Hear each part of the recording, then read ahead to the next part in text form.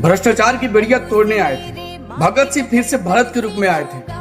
भारत, तुम एक नई क्रांति की अलख जगा कर गए हो। भारत के 100 युवाओं को तुम जगा कर गए हो।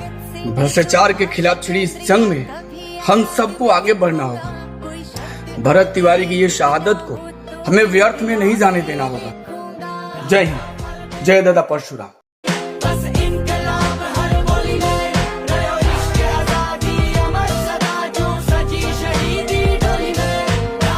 जब तक भरत तिवारी को इंसाफ नहीं मिल जाता तब तक सोशल मीडिया पर भरत तिवारी का नाम हर दिन हर किसी के कानों तक सुनाई देना चाहिए। आज सभी से विनती है कि आप उनकी आवाज को दबने न दें। उन्हें किस बात का इंसाफ चाहिए ये आप सभी जानते हैं। न्याय मिलने तक आवाज उठते रहना चाहिए। जय दादा परशुराम।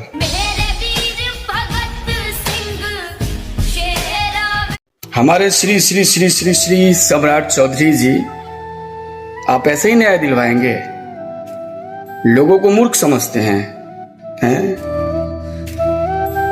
भरत तिवारी के घर जो आईपीएस अधिकारी गए थे, उनके छोटे भाई को बुला करके कहा, ये सब बंद करवाओ, तुम्हारा भाई अपराधी और क्रिमिनल था, उसका एनकाउंटर होना जरूरी था। वो लोग न्याय दिलवाएंगे भरत तिवारी को? मूर्ख समझते हैं क्या? आपका दिन आ गया है महोदय। जिस घमंड में, जिस गुरूर में आप बैठे हैं ना, वो सब टूटेगा। आप देखिएगा, वक्त बहुत नजदीक आ गया है।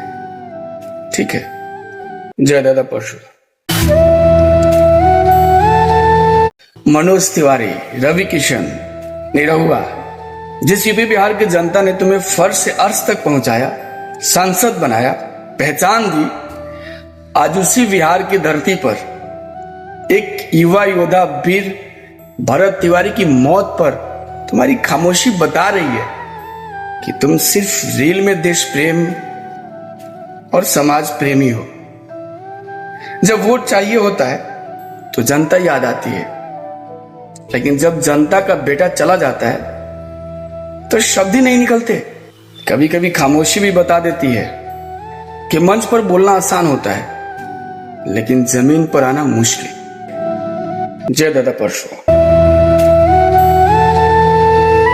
मारे जाओगे तुम भी जो चुप हो। फर्क बस इतना होगा कि भरत तिवारी गोली से मारा है, बाकी कुछ लोग भूख से मारे जाएंगे, कुछ लोग बेरोजगारी से टूट जाएंगे, कोई अस्पताल के दरवाजे पर दम तोड़ेगा और कोई न्याय की उम्मीद में बूढ़ा हो जाएगा। किताबों में सब बराबर है, लेकिन हकीकत में कुछ लोगों की फाइलें दौड़ती हैं और कुछ लोगों की जिंदगी ही रुक जाती है। इस सिस्टम की सबसे बड़ी ताकत कानून नहीं, लोगों की खामोशी है। अभी से जग जाओ, उठ जाओ और बोलना शुरू कर दो। जय दादा परशुराम।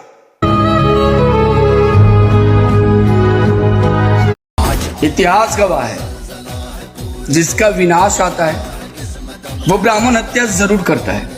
शायद बीजेपी ने खुद का अंत करने की शुरुआत कर दी है भरत तिवारी एनकाउंटर से। बाकी आप लोग समझदार हैं, यूपी का चुनाव भी आने वाला है। जय दादा परशुराम।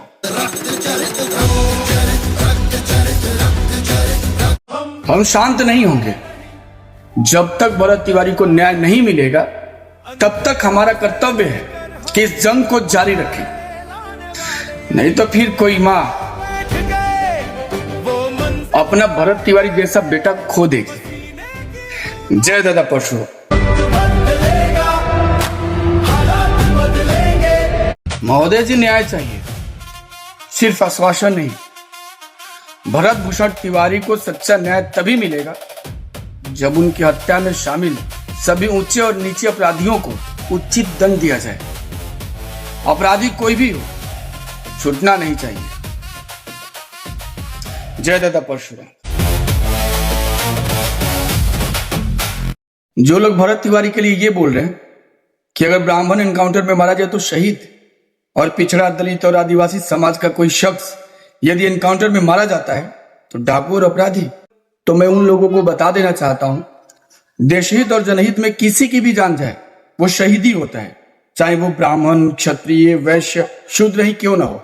हम आज भी श्रद्धा से बिरसा मुंडा, खुदीराम बोस, राम प्रसाद बिस्मिल्ला, अशफाक खान, अरविंद घोष और ऐसे अनगिनत वीरों को याद करते हैं।